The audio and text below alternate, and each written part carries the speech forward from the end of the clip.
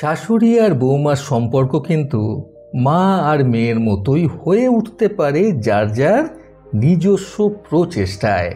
বন্ধুরা, এই প্রসঙ্গটাকে কেন্দ্র করে আজকে আমি আপনাদের একটি সুন্দর গল্প শোনাবো সান্যাল পরিবারের। চ্যানেলে নতুন হলে সাবস্ক্রাইব করতে ভুলবেন না এবং অবশ্যই গল্পটি ভালো লাগলে একটা লাইক আশা করব। সান্যাল পরিবারের সদস্য বলতে ছিলেন পরিমল সান্যাল, যিনি ছিলেন বাড়ির কর্তা, ওনার বৃদ্ধা মা কাবেরী সান্যাল, পরিমলবাবুর স্ত্রী মৃণালিনী সান্যাল, এছাড়াও পরিমলবাবু আর মৃণালিনী দেবীর একমাত্র আদরের ছেলে আশুতোষ সান্যাল। পরিমলবাবু এখন একজন রিটায়ার প্রাপ্ত সরকারি কর্মচারী। ওনার ছেলে আশুতোষ একজন সিভিল ইঞ্জিনিয়ার। অবস্থা তাদের বেশ ভালোই। এই প্রসঙ্গে বলে রাখা ভালো, মৃণালিনী দেবী কিন্তু একজন বেশ কড়া প্রকৃতির মহিলা ছিলেন। এক কথায় বলা চলে বাড়ির সর্বে সর্বা ছিলেন তিনি। ওনার কথাই শেষ আইন হিসেবে গণ্য করা হতো বাড়িতে। ওনার বৃদ্ধা শাশুড়ি থেকে শুরু করে ওনার স্বামী, ছেলে সকলেই ওনার ভয়ে সবসময় তটস্থ হয়ে থাকতেন। আজ ওনার বৈবাহিক জীবন প্রায় ৩৮ বছরের।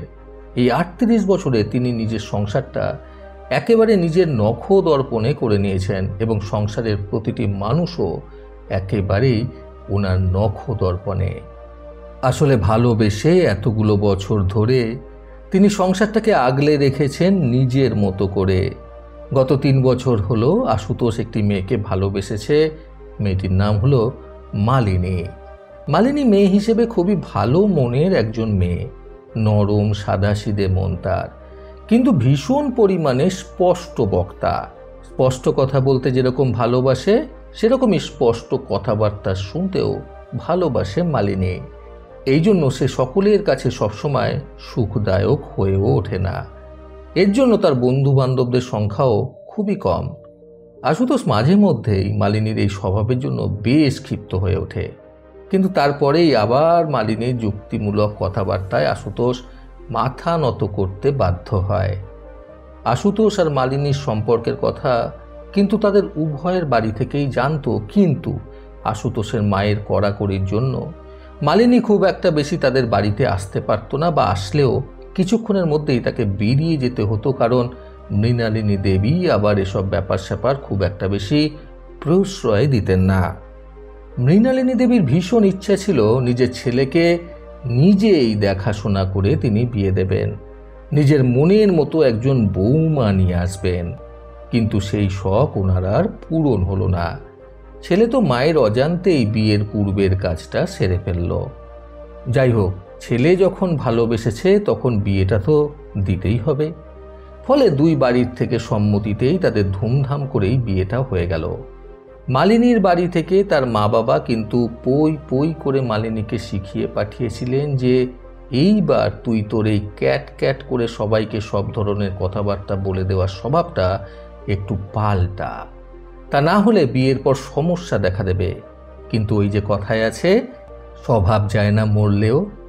এত বছরকার বা বলা চলে জন্মগত স্বভাব কি এত সহজেই চলে যায় কখনো?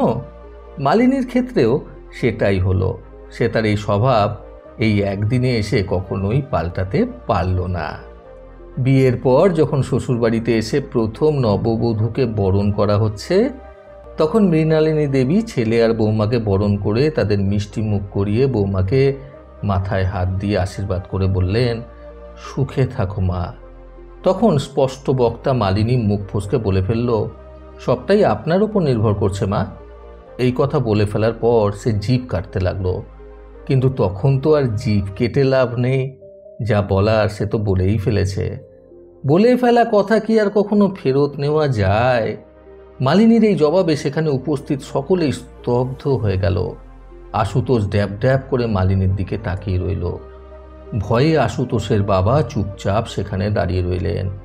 সেখানে উপস্থিত সকলেই প্রায় মৃণালিনী দেবীর কড়াকড়ি স্বভাব জানতেন, কাজেই এখনই একটা যুদ্ধ শুরু হওয়ার আভাস পেয়ে সকলেই ভয়ে তটস্থ হয়ে দাঁড়িয়ে রইলেন। বেশ কিছুক্ষণ এইভাবে নীরবতা পালন হওয়ার পর রেগে লাল হয়ে যাওয়া মুখে একটা মৃদু হেসে উঠলেন মৃণালিনী দেবী।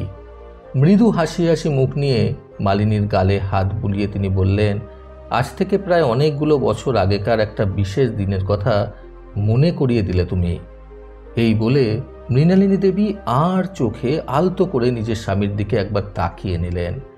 আশুতোষের বাবাও মৃণালিনী দেবীকে ওইভাবে তাকাতে দেখে চুপচাপ নিজের চোখটা নিচে নামিয়ে নিলেন।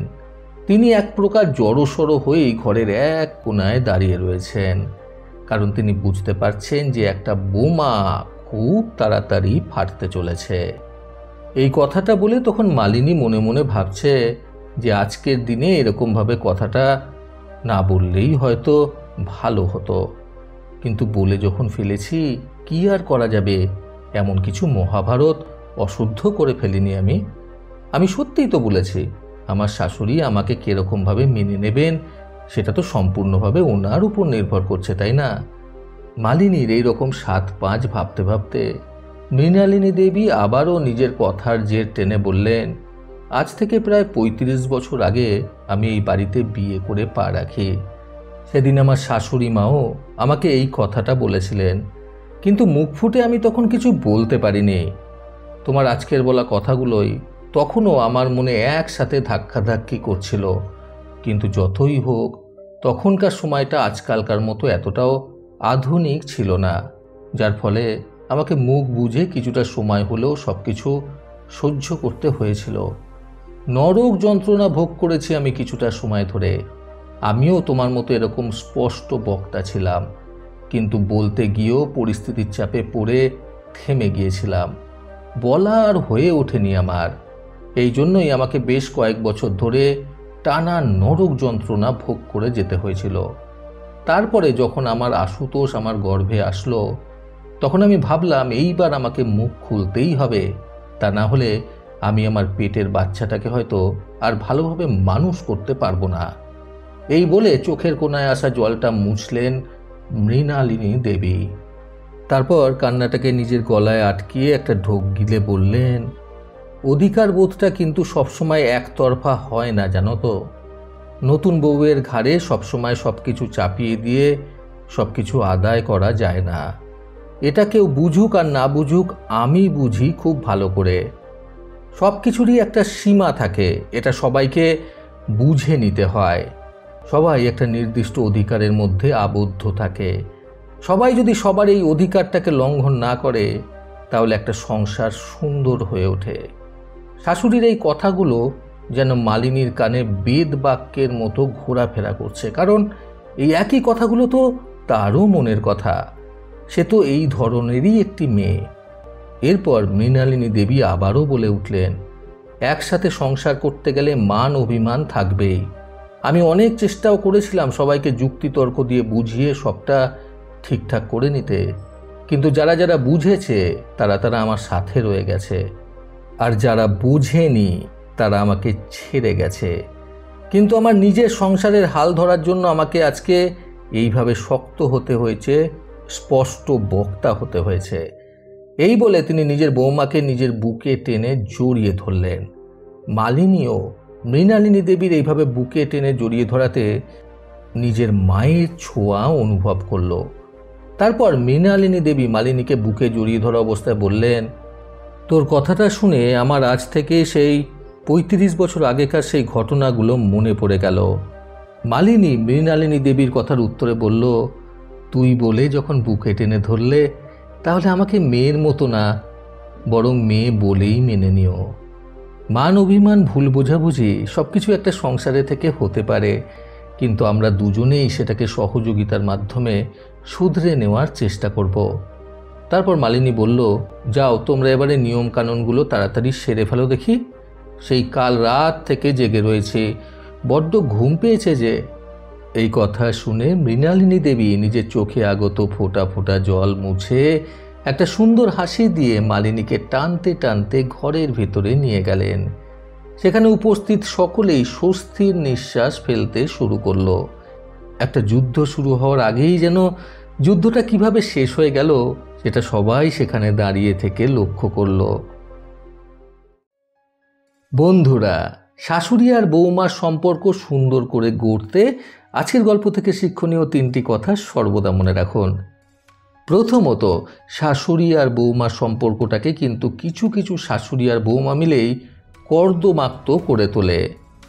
দ্বিতীয়ত, শাশুড়ি যে কখনোই মা হয়ে উঠতে পারে না, এই কথাটা কিন্তু কখনোই চিরসত্য নয়।